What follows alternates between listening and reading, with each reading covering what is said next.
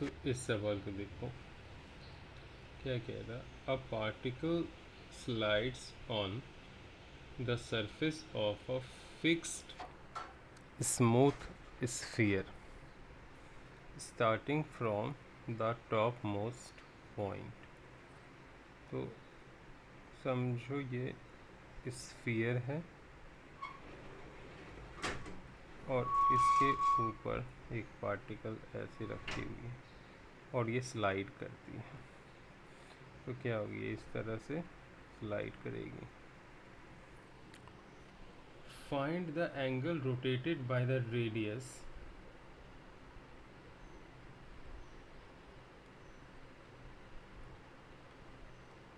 Through the particle when it leaves the contact with the sphere. तो इस point पे आने के बाद, किस पॉइंट पे, यहाँ पार्टिकल क्या होगी, बाहर निकल जाएगी सरफेस से। तो कह रहा है रेडियस कितनी एंगल बना रही है, मतलब जब यहाँ थी तो रेडियस क्या थी, कुछ इस तरह से थी, और जब यहाँ थी छोड़ने से पहले तो कुछ इस तरह थी। तो यहाँ से यहाँ आने में कितनी एंगल बनी है सेंटर के ऊपर। ओके, पहले ये समझो ए पे थी और जिस समय बाहर निकली ये कहाँ चली थी, बी पे थी। तो कैसे सॉल्व करेंगे इसको, अगेन रेफरेंस लेना पड़ेगा। तो ले लो ये जो बॉटम मोस्ट पॉइंट है उसको हम रेफरेंस ले लेते हैं। तो ए की पोजीशन रेफरेंस लाइन से कितनी दूर है, यहाँ से ये आर है और ये अगर सेंटर है और ये मान लो सी है, ओ सी प्लस ओ ए, तो ये हो गई 2 आर। ठीक है, बी की पोजीशंस कितनी है वो भी देखनी पड़ेगी। तो इसको निकालने के लिए अगेन हमें कुछ तिकड़म बजवानी पड़ेगी। तो हम क्या करेंगे, यहाँ से इसके ऊपर परपेंडिकुलर डाल देंगे। मान लो ये पॉइंट डी है, ओ बी की लेंथ कितनी है आर, रेडियस, तो डी बी कितनी हो जाएगी आर, ये पूरी आर है तो डी बी हो जाएगी आर साइन थीटा, है ना। और डी ओ कितनी हो जाएगी आर कॉस थीटा। तो यहाँ से यहाँ ये क्या है, डी ओ है, ये कितनी है आर कॉस थीटा। और यहाँ से यहाँ ओ सी है, वो कितनी है आर। तो जो टोटल डिस्टेंस हो गई, यानी ये जो पूरी हो गई वो कितनी हो गई, R plus R cos theta. R common ले लो तो 1 प्लस कॉस थीटा हो गई। ओके, तो अब देखो क्या होगी, पॉइंट ए पे टोटल एनर्जी कितनी होगी, total energy eight point A.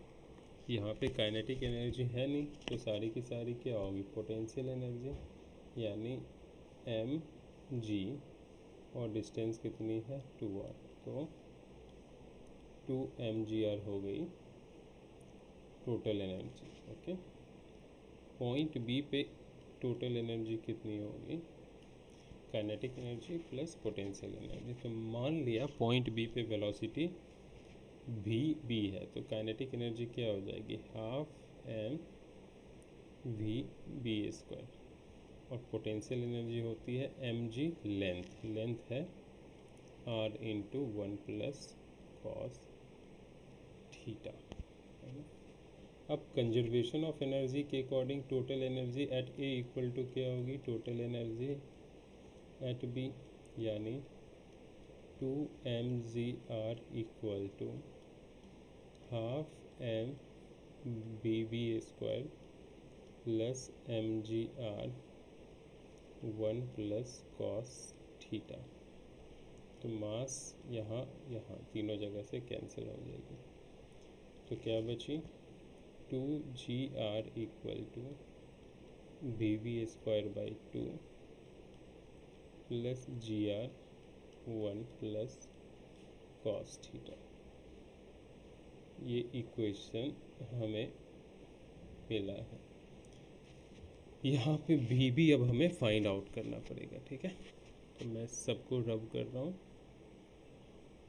देखो भी कैसे निकालेंगे।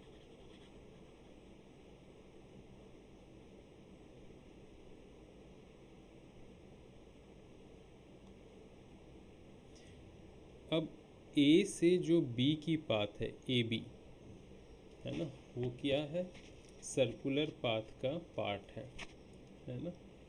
ए B is the part of circular path. इसलिए जब तक पार्टिकल ए बी पर मूव करेगी वो सर्कुलर मोशंस में होगी। कैसी circular, vertical circular motions. Okay, तो इसलिए till particle moves on AB length, it will describe circular motion.